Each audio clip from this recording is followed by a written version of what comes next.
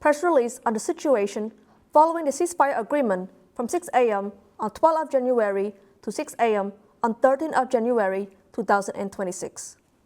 The Ministry of Interior of the Royal Government of Cambodia hereby informed the national and international community that the aggressive act committed by the Thai side against Cambodia's sovereignty and territorial integrity have caused impact and damage in 7 provinces, namely Prevahir, Udon Minjay, Banti Minjay, Badambong, Posat, Koh Kong, and Siem Reap.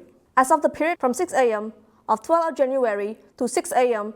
on 13th of January 2026, the overall situation is as follows.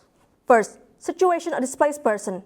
An additional 4,086 displaced persons returned to their homes. Therefore, out of a total of more than 640,000 displaced persons, approximately 490,000 displaced persons have returned to their home. As a result, there are 155,506 displaced persons, including 80,841 women and 50,606 children remaining in displacement camps. Notably, displacement on such a large scale has had severe impacts on daily livelihoods, including employment, public health, housing rights, and particularly children's rights to education, as well as serious psychological distress. While some displaced persons have managed to return to their villages, they have been forced to relocate back to temporary displacement camp because their homes were completely destroyed and filled with unexploded ordnance left behind by the Thai military. Second, the continued closure of essential public services. In Udon Minjay Province, 222 schools, 34 hospital or health centers, 1 provincial administrations, 33 provincial departments, 5 district administrations, 10 competent enforcement units at municipalities and district levels, 23 commune circuit administrations, and 23 police stations have resumed operations, while 40 schools, 7 hospital or health centers, 1 commune circuit administrations, and 1 police station remain temporarily closed.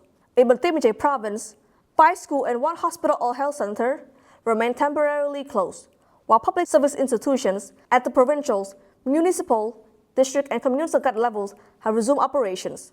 In Prevahir Province, 29 schools and 14 hospital or health centers remain closed, while 32 schools, 12 hospital or health centers, and public service institutions at 1 district and 6 commune circuit levels have resumed operations. Third, destruction of civilian physical infrastructure. Recently collected data indicates 99 damaged houses in Udon Minjay Province. Therefore, from the 7th of December 2025, damage to private properties includes 435 houses, 7 privately owned buildings, 10 apartments or hotels, 3 gas stations, 1 private market, 34 cars, 8 motorcycles, 1 cassava purchasing warehouse, 1 storage warehouse, 3 cell towers, 6 water reservoirs and water treatment facilities, 1 rice barn, and 2 animal or wildlife. Damage to public properties include 25 schools, 9 hospital or health centers, 42 government office buildings, 17 pagodas, 1 alms-giving hall, 1 statue, 1 vehicle, 4 ancient temples, 5 bridges, 1 market, 32 road sections, 1 electricity supply facilities, and 3 electricity transmission lines. The actual damage may be greater as local authorities continue to assess and collect data on the impacts. Fourth, measure to rehabilitate houses and villages of displaced persons. In Prevahir Province, the impact and damage are being assessed, and an ongoing assistance and support have been provided to civilians who are not yet able to return to their home. In Udon Minjay Province, a total of 84 villages remain inaccessible for civilians to return, while officials are actively preparing houses and village conditions in 172 villages. In Banti Minjay Province, local authority and relevant officials are arranging temporary shelter for 2,735 families who are not yet able to return to their homes. In Badambong Province, local authority and relevant officials are continuing to provide assistance and inspect damaged residential sites.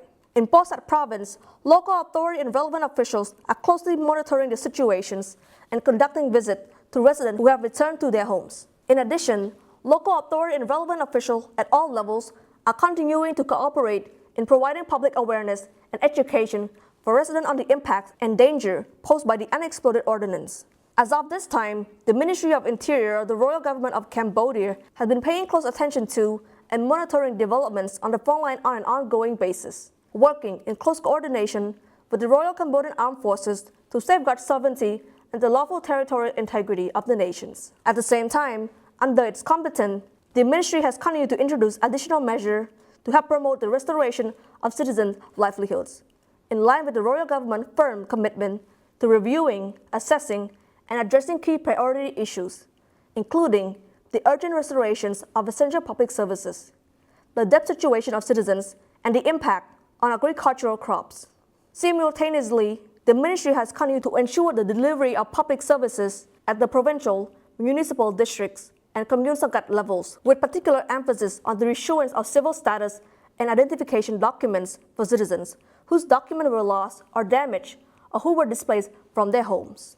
The Ministry of Interior of the Royal Government of Cambodia fully supports and expresses its firm confidence in the position of the Royal Government of Cambodia, which has consistently placed the highest value on peace and has been striving to resolve the border issues through peaceful means in accordance with technical principles and in full compliance with international law, treaties, conventions, and agreements between the two countries, particularly in support of Samdat Decho Hun Sain and Samdat Thapadai Hun Manait, with regard to both national defense strategies and diplomatic policies, in accordance with the constitutions of the Kingdom of Cambodia and the Charter of the United Nations.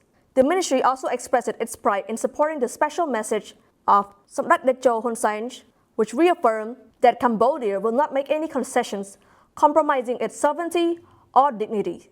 Accordingly, all fellow citizens are called upon to continue strengthening their spirits of patriotism, self-reliance, diligence, and national ownership in order to safeguard and build our nations. Drawing upon the strength of national unity and an unwavering patriotic spirit, through such unity and determination, Cambodia will continue to overcome all challenges, regardless of their magnitude. As Samdat Thapadai has clearly stated, this is the time for Cambodia for further strengthen national solidarity and unity more than ever before. With the participation of citizens from all backgrounds, guided by deep sense of patriotism, the Cambodian people will undoubtedly be able to overcome these challenges successfully and rebuild the nation with even greater resilience and prosperity. In this regard, the Ministry calls upon all fellow citizens to place their trust in the Royal Government, to unite under a single combined national spirit, and to refrain from falling victim to propaganda and incitement by any extremist group that could undermine the government strategies of quiet but not silence, which is being implemented to ensure the lasting peace and to firmly safeguard national sovereignty and territorial integrity. May our fellow citizens continue to uphold the enduring spirit of Khmer unity forever. Phnom Penh, 13th of January, 2026. Thank you.